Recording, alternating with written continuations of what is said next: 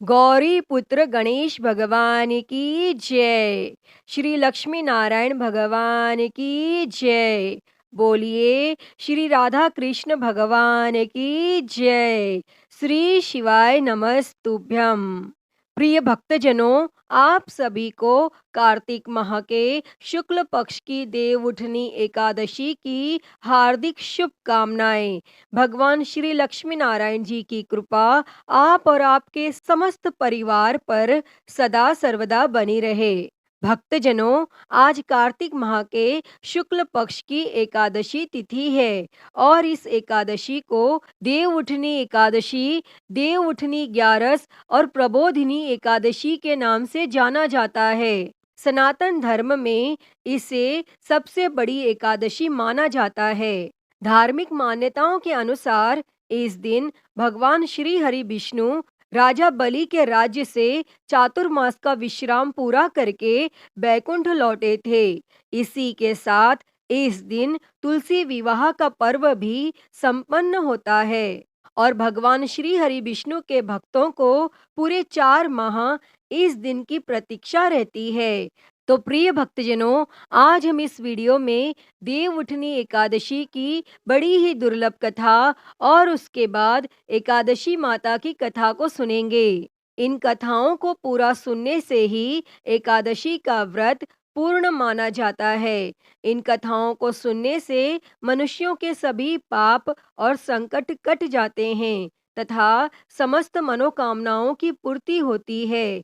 तो आप सभी भक्तजन बड़ी ही श्रद्धा, ध्यान पूर्वक और प्रसन्न चित्त मन से इन कथाओं को पूरा अवश्य सुनिएगा। तो सभी प्रेम से बोलिए भगवान श्री लक्ष्मी नारायण जी की जय।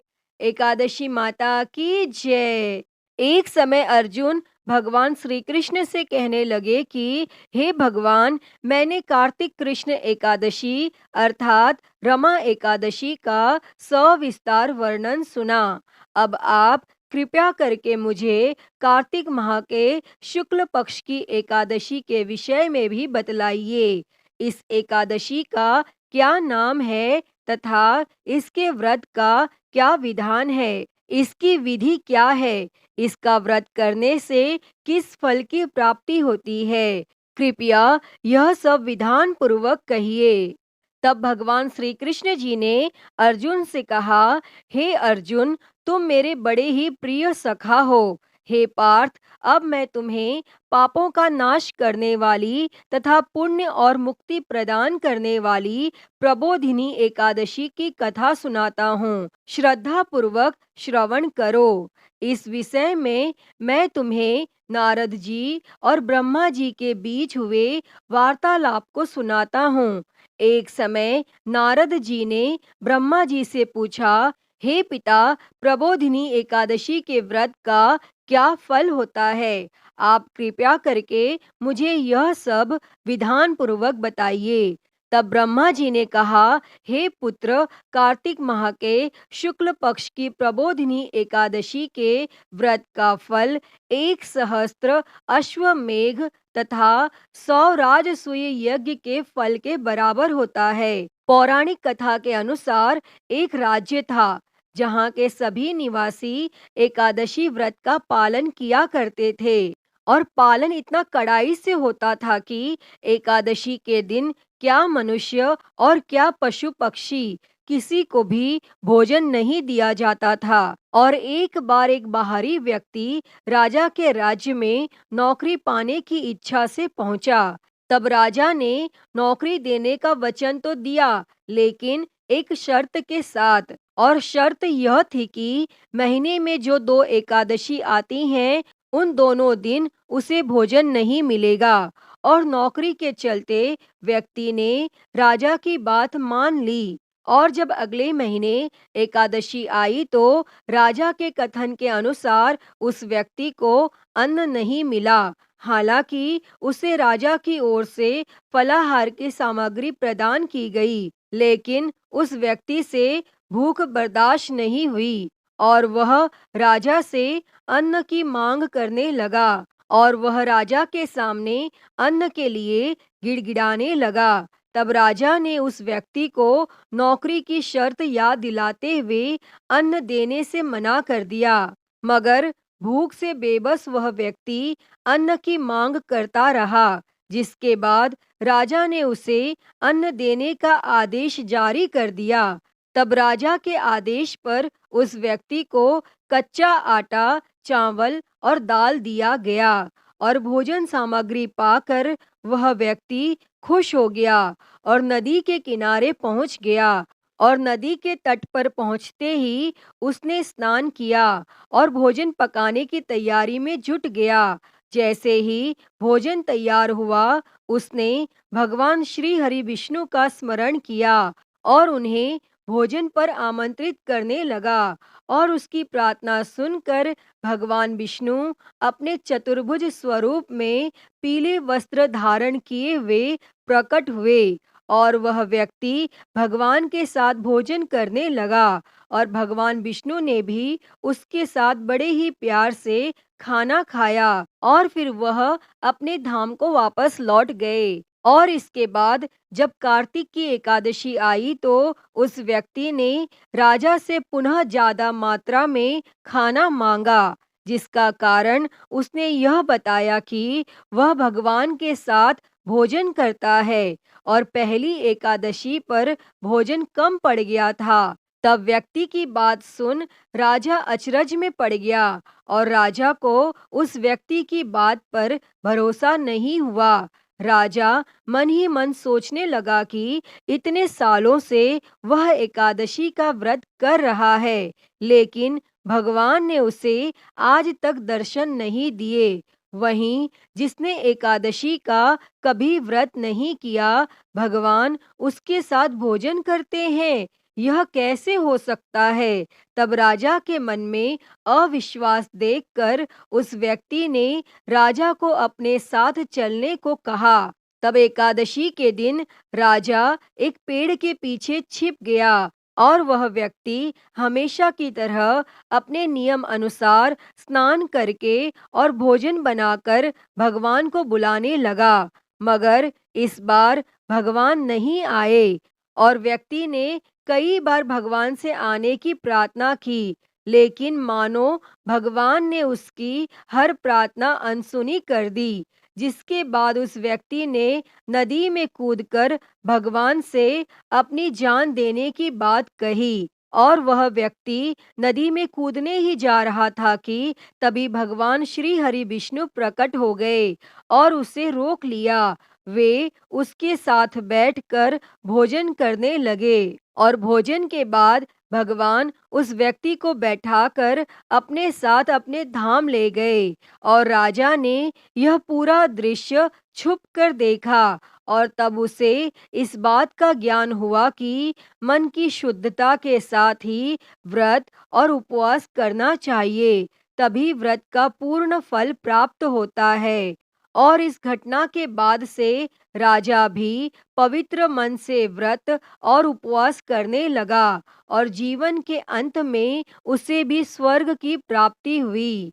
तो सभी प्रेम से बोलिए श्री लक्ष्मी नारायण भगवान की जय। और इसके बाद नारद जी ने ब्रह्मा जी से कहा, हे पिता, देवउठनी एकादशी के दिन एक संध्या को भोजन करने से, रात्रि में भोजन करने से तथा पूरे दिन उपवास करने से क्या-क्या फल मिलता है? कृपया कर मुझे विस्तार से बताइए।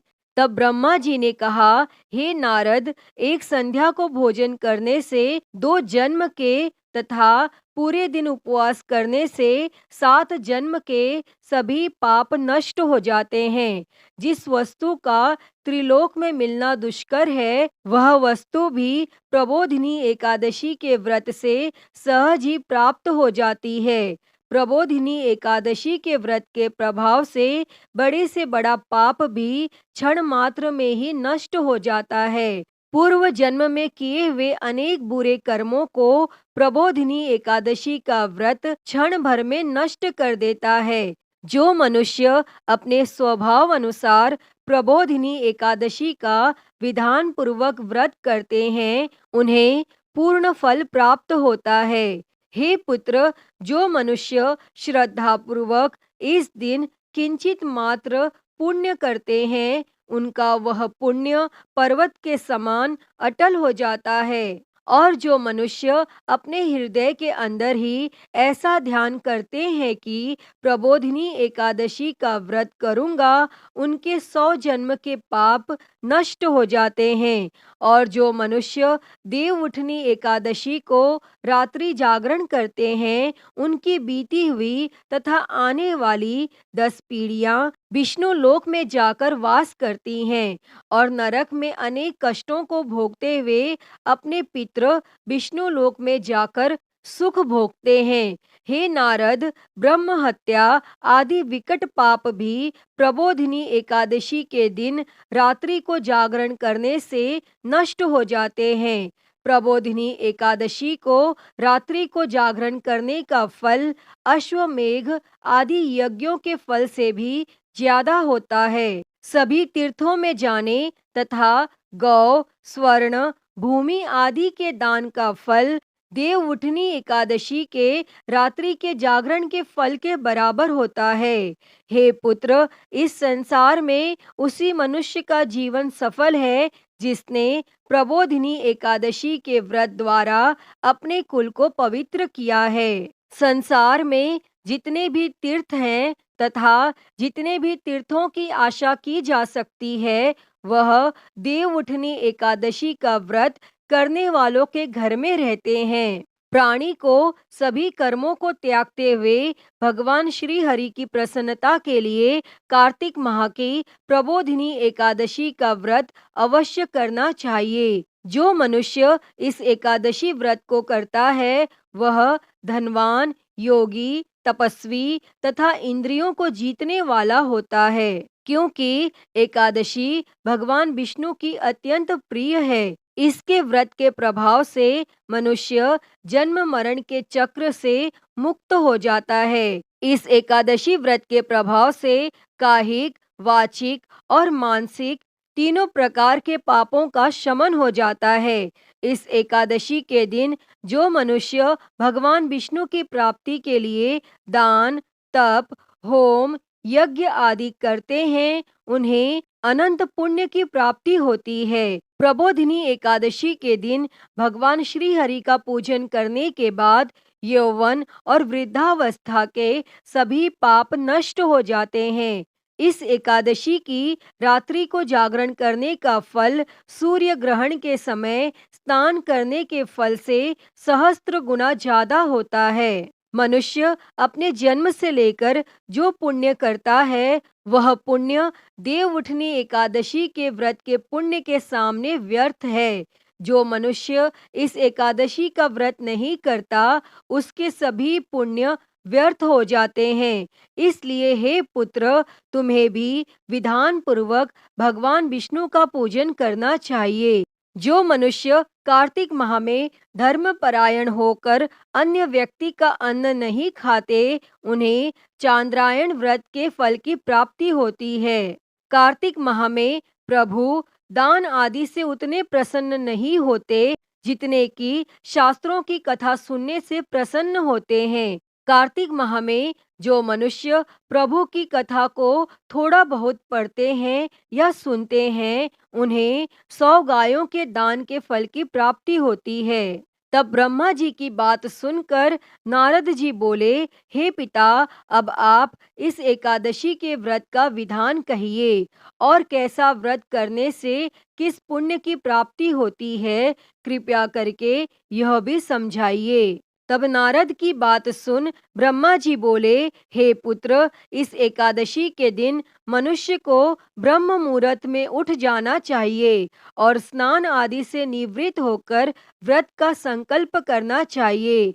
उस समय भगवान विष्णु से प्रार्थना करनी चाहिए कि हे प्रभु, आज मैं निराहार रहूंगा और दूसरे दिन भोजन करूंगा, इसलिए आप मेरी रक्षा करें। और इस प्रकार प्रार्थना करके भगवान का पूजन करना चाहिए और व्रत प्रारंभ करना चाहिए। और उस रात्रि को भगवान के समीप गायन, नृत्य, बाजे तथा कथा कीर्तन करते हुए रात्रि व्यतीत करनी चाहिए।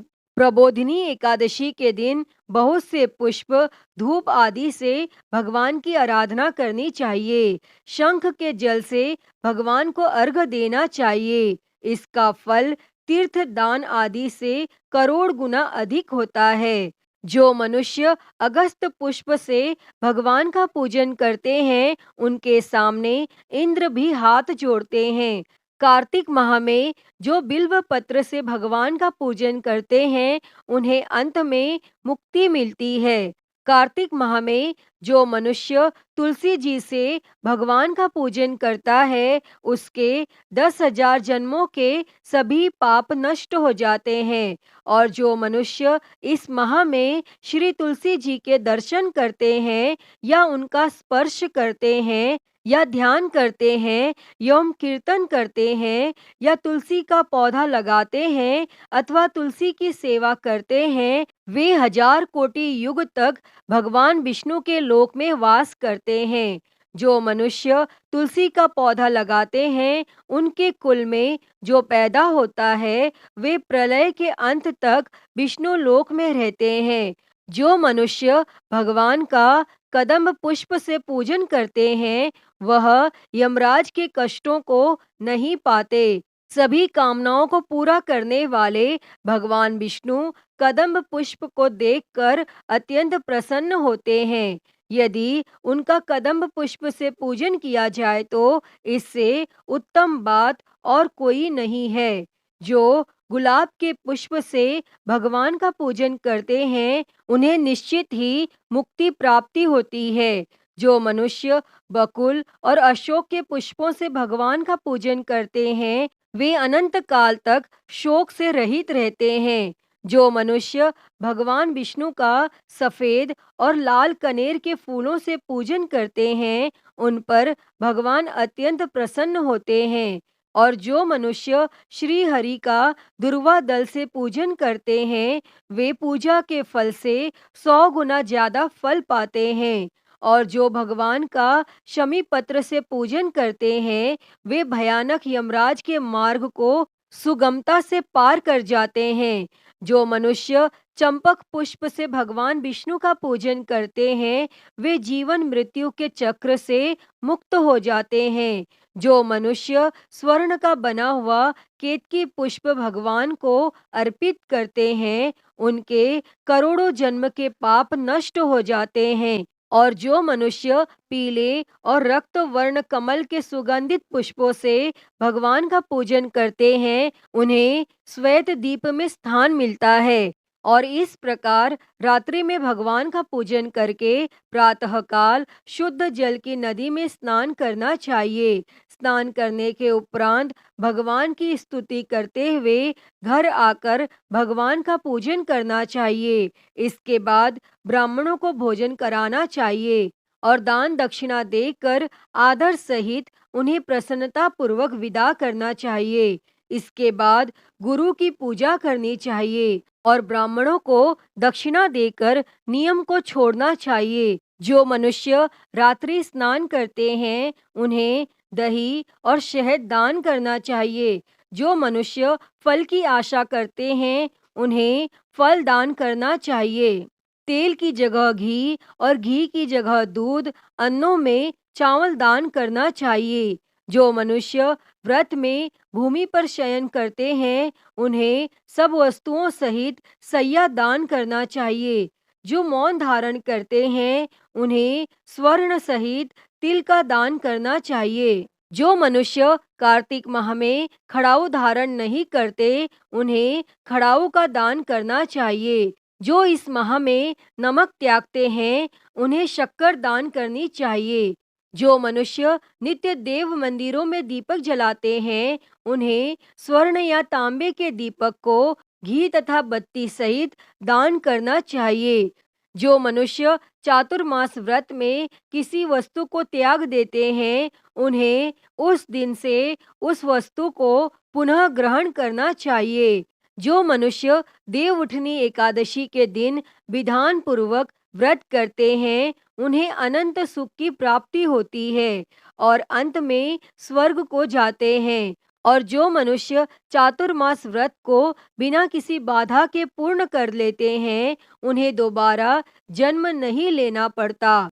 और जिन मनुष्यों का व्रत खंडित हो जाता है, उन्हें दोबारा प्रारंभ कर लेना चाहिए।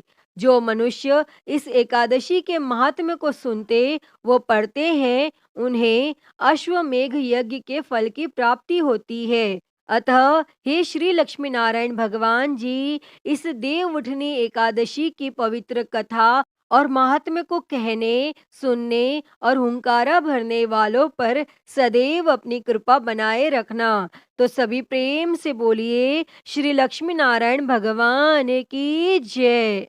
प्रिय भक्तजनों, आइए अब बड़े ही प्रेम पूर्वक सुनते हैं एकादशी माता की कथा। एक बार एक राज्य में एक राजा रहता था। राजा बहुत ही बुद्धिमान और बलशाली था। राजा सदा ही अपनी प्रजा का बहुत अच्छे से ध्यान रखता था। प्रजा भी राजा को बहुत पसंद करती थी। राजा की 2 बेटियां थी। राजा अपनी दोनों बेटियों से बहुत प्रेम करता था। राजा की छोटी बेटी देखने में बहुत सुंदर और आकर्षित थी, और वहीं पर राजा की बड़ी बेटी छोटी बेटी के मुकाबले थोड़ी कम सुंदर थी। राजा की छोटी बेटी माता की पूजा किया करती थी, और सभी लोग राजा की छोटी बेटी से बहुत प्रेम करते थे और बहुत प्रशंसा किया करते थे। राजा भी अपनी छोटी बेटी को बड़ी बेटी से अधिक प्रेम करता था, जिसके कारण राजा की बड़ी बेटी को अपनी छोटी बहन से बहुत नफरत होने लगी थी। राजा की दोनों बेटियां जब बड़ी हो गईं, तब एक पड़ोस के राज्य में रहने वाले राजकुमार राजा की बड़ी बेटी के लिए रिश्ता लेकर आया। लेकिन जैसे ही उस राजकुमार की नजरें राजा की छोटी बेटी पर पड़ी, तो वह राजकुमार राजा की छोटी बेटी पर आकर्षित हो गया और छोटी बेटी से पहली नजर में प्रेम करने लगा। और उस राजकुमार ने राजा की बड़ी बेटी के साथ विवाह करने से मना कर दिया, और उसने राजा से कहा कि मैं आपकी छोटी बेटी से विवाह करना चाहता हूँ। और यह सब देखकर राजा की बड़ी बेटी अपनी छोटी बहन से बहुत क्रोधित हो गई, और राजा की बड़ी बेटी ने अपनी छोटी बहन को अपना सबसे बड़ा दुश्मन मान लिया। तब राजा की बड़ी बेटी ने अपनी छोटी बहन से बदला लेने का निर्णय किया, और राजा की बड़ी बेटी ने अपनी छोटी बहन को जान से मारने का उपाय सोचा। और उसने अपनी छोटी बहन को मारने के लिए सबसे पहले एक लड्डू में जहर मिलाकर अपनी छोटी बहन को दिया और उसको लड्डू खाने के लिए कहा। लेकिन लड्डू खाने के बाद भी छोटी बहन को कुछ भी नहीं हुआ। लेकिन फिर भी बड़ी बहन ने हार नहीं मानी, और जब उसकी छोटी बहन रात में कमरे में सो रही थी, तब उसने एक मटके में सांप रखकर उसके कमरे में छोड़ दिया। लेकिन सांप भी छोटी बहन का कुछ नहीं कर पाया। जिसके बाद बड़ी बहन ने छोटी बहन से कहा कि चलो हम लोग कुएं में से पानी भरकर लाते हैं। और वह अपनी छोटी बहन को पानी भरने के बहाने कुएं के पास ले गई, और उसने अपनी छोटी बहन को कुएं में धक्का दे दिया। लेकिन छोटी बहन को तब भी कुछ नहीं हुआ, क्योंकि हर बार ग्यारस माता उसकी रक्षा कर रही थी। और उधर बड़ी बहन अपने सारे प्रयास के बाद भी असफल हो रही थी, जिससे वो बहुत क्रोधित हो गई। और फिर उसने अपनी छोटी बहन के पास जाकर उससे प्रश्न किया कि मेरी छोटी बहन, क्या तुमको पता है कि भगवान ने सबकी मृत्यु एक निश्चित समय पर लिखी हुई है, और कैसे तुम्हारी या मेरी मृत्यु होगी, क्या यह तुम जानती हो? तब छोटी बहन ने अपनी बड़ी बहन को बताया कि हाँ दीदी, मैं जानती हूँ मेरी मृत्यु कैसे होगी। और छोटी बहन से यह सब बातें सुनकर बड़ी बहन मन ही मन बहुत प्रसन्न होने लगी, और उसने अपनी छोटी बहन से कहा कि तो तुम मुझे अपनी मृत्यु का राज बताओ। तब छोटी बहन ने अपनी बड़ी बहन से कहा कि मेरी मृत्यु तो एक तोते में है, जो तोते के गले में एक हार है, उससे मेरी मृत्यु होगी। जब कोई भी व्यक्ति तोते को मारकर उस हार को अपने गले में पहने तो मैं मूर्छित हो जाऊंगी, और जैसे ही उस हार को अपने गले से उतारे तो मैं वापस से जीवित हो जाऊंगी। और फिर अपनी छोटी बहन की मृत्यु का राज जानकर बड़ी बहन बहुत खुश हुई, और उसने अपनी छोटी बहन को मारने के लिए उसके पालतू तोते को ढूंढना शुरू कर दिया। और छोटी बहन को इस बात का आभास हो गया था कि कोई उसकी जान लेना चाहता है, जिसके लिए वह अपने पिताजी के पास गई और उसने अपने पिताजी से कहा कि पिताजी, मेरी मृत्यु के बाद आप मुझे मत जलाइएगा, आप मुझे अपनी पुरानी वाली हवेली में एक पलंग में लेटाकर छोड़ दीजिएगा। तब अपनी छोटी लड़की की यह बातें सुनकर राजा बहुत आश्चर्यचकित हो गया, और राजा ने अपनी छोटी बेटी से पूछा कि बेटी, तुम यह क्या कह रही हो? तब राजा की छोटी बेटी ने बताया कि पिताजी, समय किसी के लिए नहीं रुकता, क्या कब किसको हो जाए इसका किसी को कुछ नहीं पता। फिर राजा ने अपनी छोटी बेटी से कहा कि तुम ऐसी बातें क्यों करती हो? 2-3 दिन के बाद तो तुम्हारा विवाह है। लेकिन छोटी बेटी ने अपने पिताजी को ऐसा करने पर मजबूर कर दिया और उनसे वचन ले लिया, और राजा ने भी अपनी छोटी बेटी की बात स्वीकार कर ली। और 2-3 दिनों के बाद जब शादी का समय आया, तब राजकुमार बारात लेकर राजा के घर आया, और राजकुमार और राजा की छोटी बेटी का विवाह शुरू हो गया। और जैसे ही राजा की छोटी बेटी राजकुमार के साथ फेरे लेने लगी, तो उसकी बड़ी बहन अपनी छोटी बहन के कमरे में जाकर उसके तोते को पकड़ लेती है और उसको जान से मार देती है, और तोते के गले में जो हार था उसको अपने गले में धारण कर लेती है। और जैसे ही बड़ी बहन उस हार को अपने गले में धारण करती है, तो उधर छोटी बहन 3.5 ही फेरे ले पाती है और वहीं पर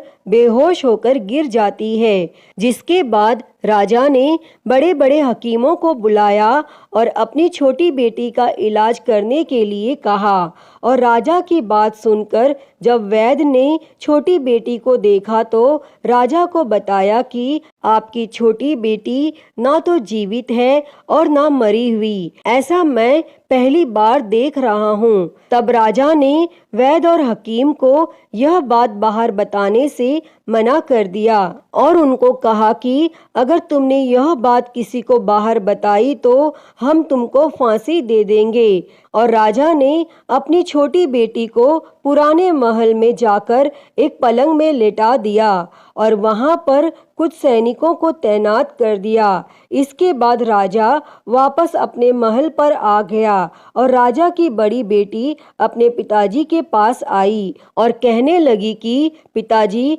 अगर यह शादी संपन्न नहीं हुई तो आपकी इज्जत का क्या होगा? आप कहें तो मैं आपकी इज्जत बचाने के लिए राजकुमार से शादी करने के लिए तैयार हूँ। जिसके बाद राजा ने अपनी बड़ी बेटी की बात मान ली और राजा ने बड़ी बेटी को छोटी बेटी के कपड़े पहनाकर मंडप में भेज दिया। लेकिन राजकुमार यह जान गया कि यह राजा की छोटी बेटी नहीं है, बल्कि यह राजा की बड़ी बेटी है। लेकिन जब राजकुमार ने शादी करने से मना किया, तो सभी लोगों ने राजकुमार को बेवश करके राजा की बड़ी बेटी से बचे हुए फेरों को संपन्न करा दिया और विवाह संपन्न हुआ। जिसके बाद राजकुमार राजा की बड़ी बेटी को अपने महल में ले गया और विवाह होने के बाद राजकुमार उससे ना तो बात करता था, ना उसे पसंद करता था और ना ही उसके आसपास भटकता था। और राजकुमार ने यह फैसला लिया था कि वह अपनी प्रेमिका को ढूंढ कर रहेगा और यह जान कर रहेगा कि उसके साथ क्या हुआ है। एक दिन राजकुमार अपने घोड़े पर सवार होकर राजा के पुराने महल के पास पहुंचा, जहां पर उसने कुछ सैनिकों को देखा। महल के पास पहुंचकर राजकुमार ने जब महल को ध्यान से देखा तो वह समझ गया कि यह तो हमारे ससुर जी का ही महल है। तब राजकुमार ने सैनिकों से पूछा कि तुम लोग यहाँ क्या कर रहे हो और इस महल के अंदर उस पलंग में कौन लेटा है। जिसके बाद सैनिकों ने बताया कि यहाँ पर राजा की छोटी बेटी लेटी है। और यह सुनकर राजकुमार बहुत प्रसन्न हो गया और वह तुरंत अपनी प्रेमिका के पास पहुंच गया और उसकी सेवा करने लगा। जैसे ही रात हुई तो राजा की छोटी बेटी उठकर खड़ी हो गई और राजकुमार यह देखकर बहुत खुश हो गया और उसने अपनी प्रेमिका से पूछा कि तुम यहाँ क्या कर रही हो, तुम मेरे साथ मेरे घर चलो। तब राजा की छोटी बेटी ने राजकुमार को सारी बातें बता दी कि मेरी जान एक तोते में बसती थी और मैंने यह बात सिर्फ अपनी बड़ी बहन को बताई थी और मुझे पता है कि उसने ही मुझे मारने का प्रयास किया है। उसके पास एक हार है जिसको वह सुबह पहन लेती है और रात को उतार देती है। जब तक वह हार को पहन कर रखती है तब तक मैं मूर्छित रहती हूँ और जैसे ही वो हार को उतार देती है तो मैं जीवित हो जाती हूँ और जब तक मेरी बड़ी बहन के पास वो हार रहेगा तब तक मैं ऐसे ही जीवित और मूर्छित होती रहूंगी। अगर मेरी बड़ी बहन के पास जो हार है वो मेरे हाथ लग जाए तो मैं हमेशा के लिए जीवित हो जाऊंगी। तब राजकुमार यह सब बातें सुनकर राजा की छोटी बेटी के पास रहने का निर्णय ले लेता है और उसने अपने बचे हुए सारे फेरे उस पलंग में लेटी हुई राजा की छोटी बेटी के साथ ले लिए और अपना विवाह पूर्ण कर लिया और वहीं पर वह रहने लगा। और देखते ही देखते कुछ समय में राजा की छोटी बेटी और राजकुमार की पत्नी गर्भवती हो गई और एक दिन राजकुमार को किसी काम से बाहर जाना पड़ा। तब छोटी बहन के पेट में बहुत तेज से दर्द होने लगा, जिसके बाद उसने माता का आह्वान किया। जिसके बाद वहाँ माता प्रकट हुई और उन्होंने अपने भक्त के दर्द को दूर किया और एक पुत्र की प्राप्ति करवाई। तब वहीं पर अचानक से राजकुमार भी आ गया। राजकुमार ने ग्यारस माता को देखा तो वह आश्चर्यचकित हो गया और उसने तुरंत ग्यारस माता को प्रणाम किया और ग्यारस माता ने राजकुमार से कहा, जब तुम्हारा पुत्र 5 वर्ष का हो जाए तो तुम आकर अपनी पत्नी का हार इसके गले में डाल देना। और देखते ही देखते राजकुमार और राजा की छोटी बेटी का पुत्र 5 वर्ष का हो जाता है। तो राजकुमार अपने बेटे से कहता है कि बेटा, मैं कुछ काम से बाहर जा रहा हूँ, तुम अपनी माता का ध्यान रखना। और वह वहाँ से चला जाता है और राजकुमार को बाहर निकलता हुआ बड़ी बहन के सैनिक देख लेते हैं और बड़ी बहन को जाकर सारी बातें बता देते हैं। जिसके बाद बड़ी बहन अपनी छोटी बहन के पुत्र को वहाँ से उठवा लेती है और उसको मरवा देती है। छोटी बेटी के पुत्र के 2 टुकड़े करवा देती है। पहला टुकड़ा चक्के के पास छुपा देती है और दूसरा टुकड़ा अपने पलंग के नीचे रख लेती है। और तब ग्यारस माता भिखारी का रूप लेकर आती हैं और एक भिखारी का रूप रखकर बड़ी बहन के पास चली जाती हैं। जिसके बाद वहाँ पर वह भिक्षा मांगने लगती हैं। तो बड़ी बहन अपने नौकरों से कहती है कि जाकर भिक्षा दे दो। लेकिन जैसे ही नौकर ग्यारस माता को भिक्षा देने के लिए आते हैं तो माता उन्हें मना कर देती है और कहती है कि मैं तुम्हारी महारानी से ही भिक्षा लूंगी। जिसके बाद बड़ी बहन स्वयं ही भिक्षा देने के लिए माता के पास आती है। तब माता एक बिल्ली का रूप लेकर उसके कमरे में चली जाती है और वहाँ पर छोटी बेटी के पुत्र के 2 टुकड़े को आपस में जोड़ देती हैं और उसे जीवित कर देती हैं और फिर उसे वहाँ से ले जाती हैं। तब राजकुमार अपने बेटे को लेकर अपनी पत्नी के पास जाता है और उसे कहता है कि तुम इसका ध्यान रखना। अगर तुम इस बच्चे का अच्छे से ध्यान रखोगी तो मैं तुमसे बात करूंगा। और एक दिन राजकुमार अपने बेटे से कहता है कि तुम अपनी माता से उनके गले का हार मांग लो। तो अपने पिता की बात मानकर राजकुमार का बेटा अपनी माता जी के पास जाता है और कहता है कि माता, मुझे तुम्हारा हार चाहिए। और यह सुनकर पहले तो बड़ी बहन बहुत क्रोधित होती है, पर उसको यह याद आता है कि राजकुमार ने कहा था कि अगर मैं इस बच्चे का ध्यान अच्छे से रखूंगी तो वह मुझसे बात करेंगे, जिसके कारण वह हार उस बच्चे को दे देती है और वह तुरंत हार को ले जाकर अपने पिताजी को दे देता है। और तभी राजकुमार अपने बेटे को लेकर वहां से जाने लगता है और अपनी पत्नी से कहता है कि तुम हमारे लिए खाना बनाकर रखना, मैं शाम को आकर तुम्हारे साथ खाना खाऊंगा। और वह अपने बेटे को लेकर वहां से चला जाता है और उसके बाद वह राजा के पास जाता है और उनको सारी बातें बता देता है। तब राजा अपनी बड़ी बेटी की यह करतूत सुनकर बहुत क्रोधित होते हैं और अपनी परवरिश पर ही दोष देने लगते हैं। राजकुमार को अपनी छोटी बेटी के साथ रहने के लिए आदेश दे देते हैं और इस प्रकार ग्यारस माता की कृपा से राजकुमार और राजा की छोटी बेटी सुखपूर्वक रहने लगते हैं। अतः हे ग्यारस माता, इस कथा को कहते, सुनते और हुंकारा भरते सब पर अपनी कृपा करना।